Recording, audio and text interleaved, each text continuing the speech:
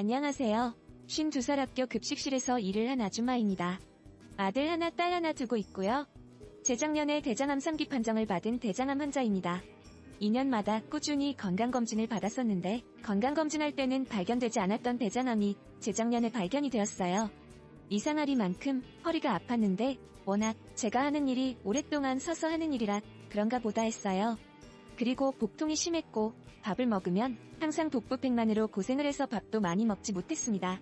제가 20년 동안 시어머니를 모시고 살고 있거든요. 근데 제가 몸이 안 좋아서 퇴근하자마자 누워있으면 갖은 잔소리를 하세요.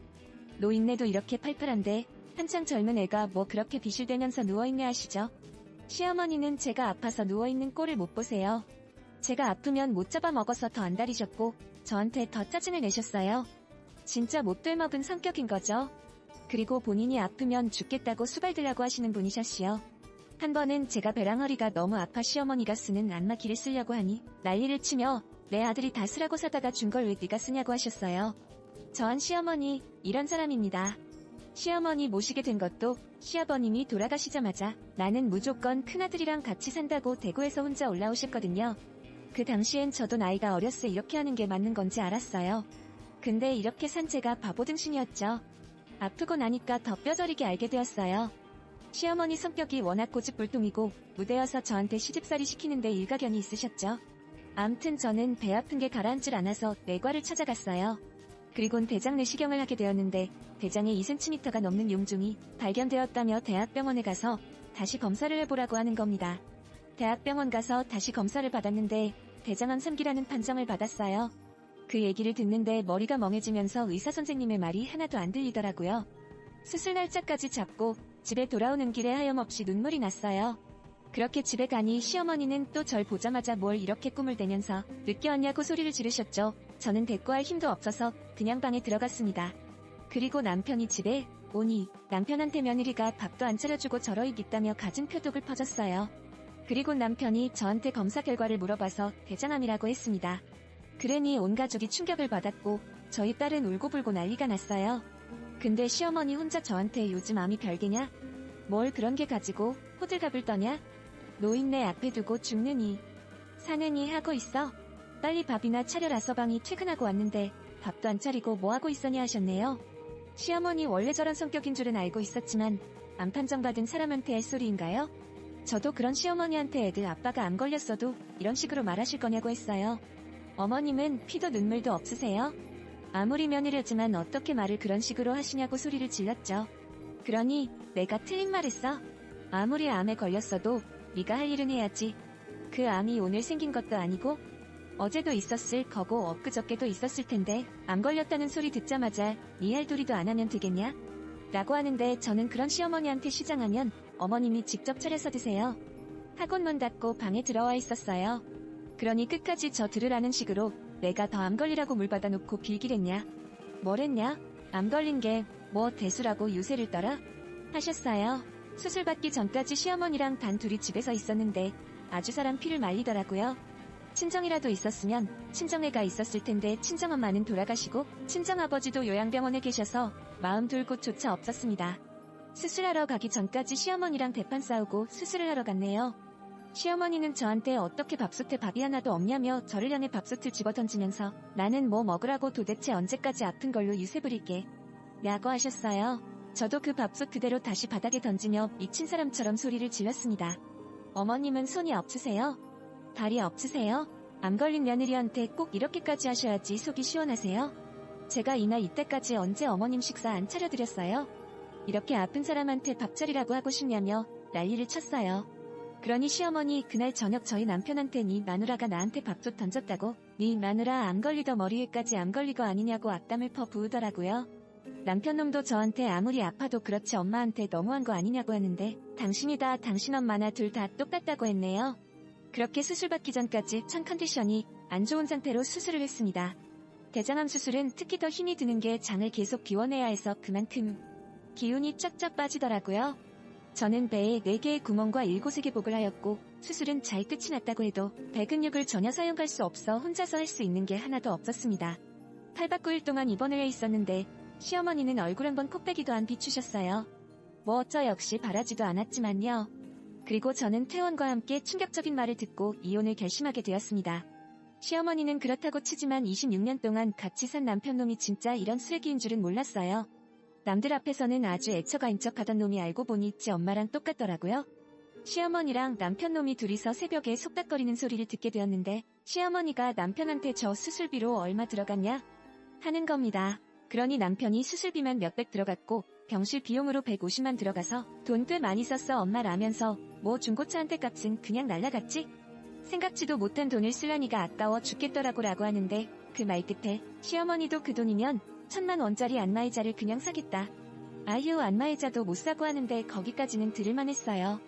근데 시어머니 안이 대장암 삼기면 제 말도 잘 된다며. 그럼 제 아플 때마다 그 돈을 써야 되는 게냐? 아유 아까워서 어떡해. 여태 우리 아들이 빠지게 벌어둔 돈으로 젬병 고치는데 다 쓰겠다. 하시며 그냥 제 갖다 버려라 하시는 겁니다. 그러니 그 소리에 남편놈도 크크대며 엄마 그럴까? 그냥 갖다 버릴까? 왜 하필이면 저렇게 병 걸린 여자가 우리 집에 들어왔는지 모르겠다고 하는 겁니다.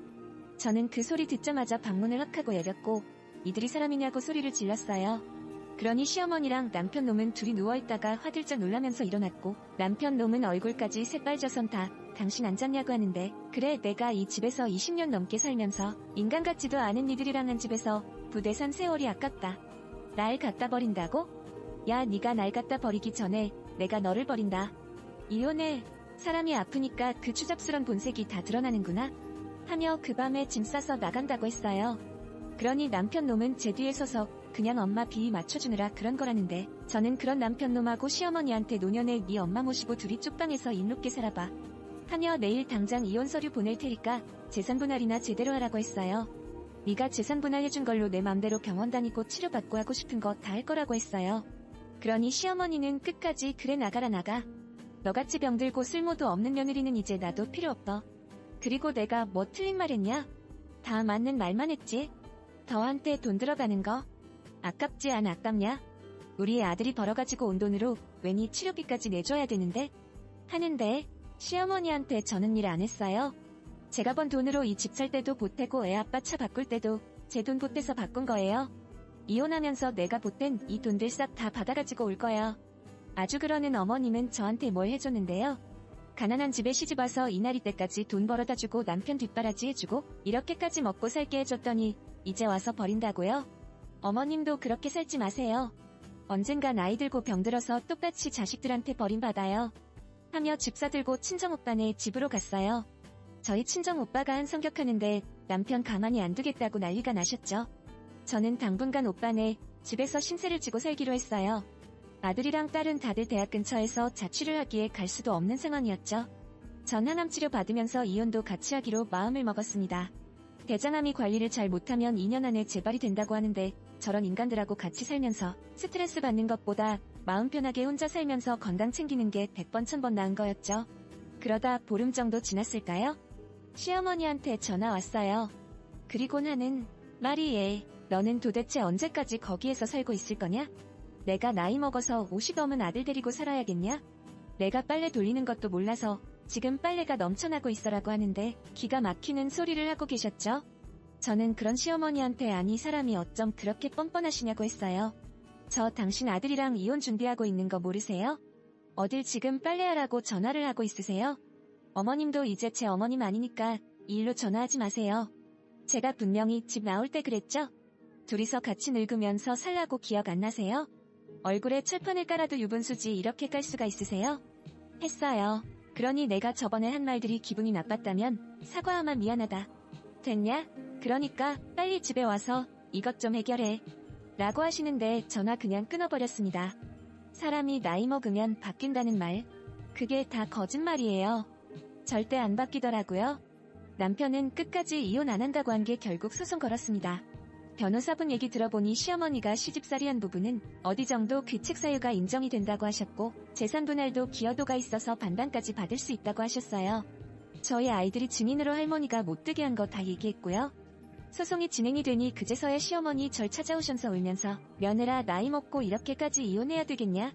애들 시집 장가 보내고 우선도선 살 일들이 얼마나 많은데 왜 그러냐고 저한테 매달리는데 저도 매몰차게 시어머니 손 뿌리치고 그러게 있을 때 잘해주시지 그려졌어요? 이제 와서 왜 이러세요? 이거 놓으세요. 했습니다. 그렇게 총 12번의 항암치료 받으면서 이혼 소송까지 하였어요. 항암치료 받으면서 소송하는 게 힘들었겠다고 하실 텐데 전 너무 행복했어요. 시어머니는 몇 개월 동안 절 찾아오면서 네가 없으니까 집안 꼴이 말도 아니라고, 네가 이혼 안 한다고 하면 내가 진짜 잘해준다고 하시는데 할머니 누구시냐고 했어요. 그러니 성격 더러운 시어머니 2번 다시 안 오시더라고요. 그렇게 저는 반반 재산 분할 다 하고 깔끔하게 이혼했어요. 이제야 자유의 몸이 되었어요. 이웃이 넘어서 이혼하고 암까지 걸린 사람이지만 지금은 제가 하고 싶었던 게 배우면서 하루하루 행복하게 지내고 있습니다. 저 같은 사람도 열심히 살아가니 제 사연을 들으시는 분들도 행복하게 건강하게 사셨으면 좋겠습니다. 지금까지 사리자분의 글을 읽어보았는데요.